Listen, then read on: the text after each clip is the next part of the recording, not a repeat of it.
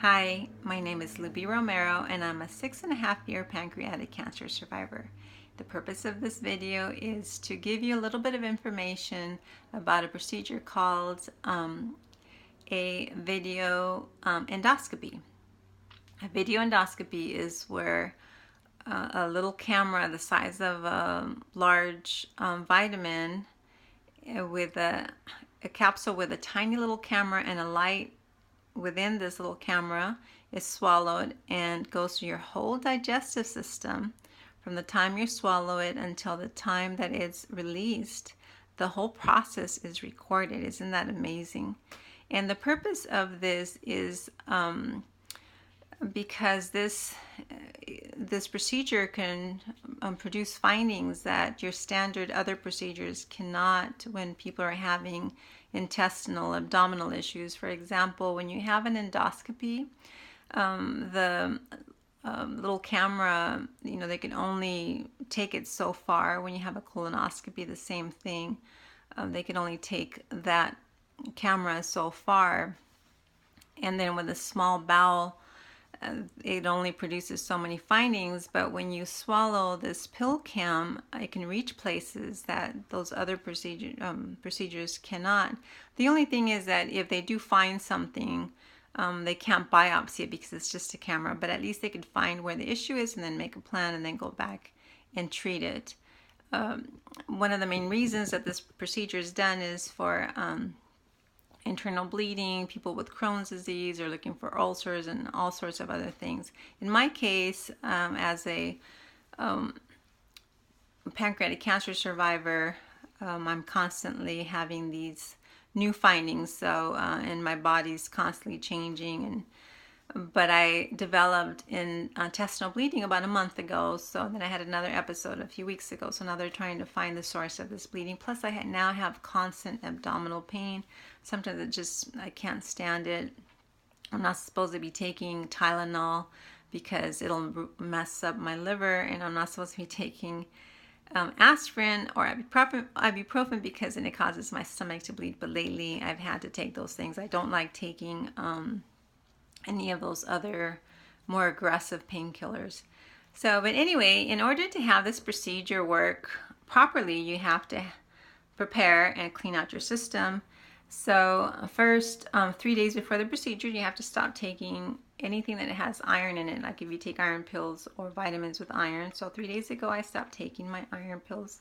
I didn't take them 3 days ago. I didn't take them yesterday. And of course, I didn't today.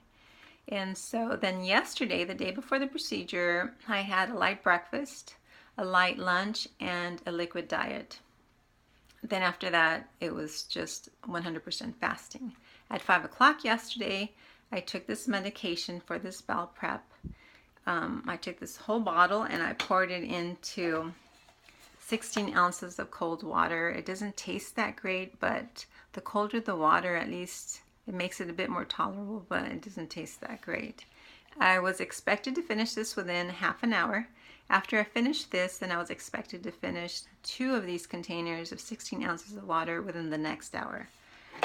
Then I went to bed early, of course, because I was starving. And so then at 4 o'clock this morning, the day of the procedure, I took the other bottle of this prep.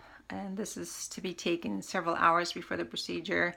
And there are different PillCams, so I have seen different instructions, but these are the instructions for this, for my doctor. So it's important that you follow your doctor's instructions. So at 4 o'clock this morning, I poured another bottle of this medication into 16 ounces of cold water.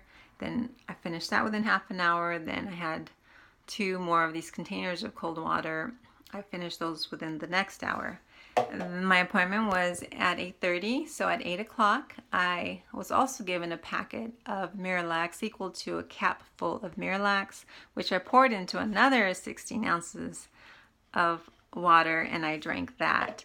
When I got to my doctor's office, I was connected to these leads and hooked up to these leads.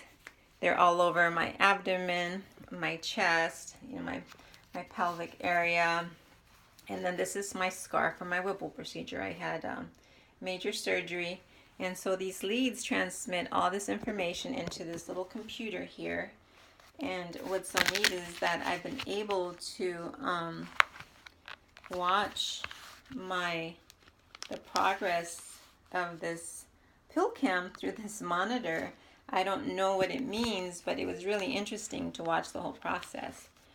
I've been told that many times we don't know once the PillCam completes its process, but I'm watching this little light here. As soon as this completely shuts off, then I unhook myself, which is not going to be too much fun because I can already tell it's going to be hard to remove this sticky stuff because it's really stuck to my skin. But once I'm done, I just throw it all in a bag, take it back to the office tomorrow so that they could download the information to a computer and then read produce, report the findings. Then also when I left my doctor's office after I was hooked up and I swallowed the PillCam, then I had to take another container of Miralax and another 16 ounces of water. But that was okay. And I haven't had any side effects. The only thing is that, of course, I've been really hungry because I hadn't eaten anything since early evening the day before.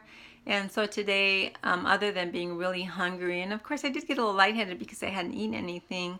And I did go to work all day today.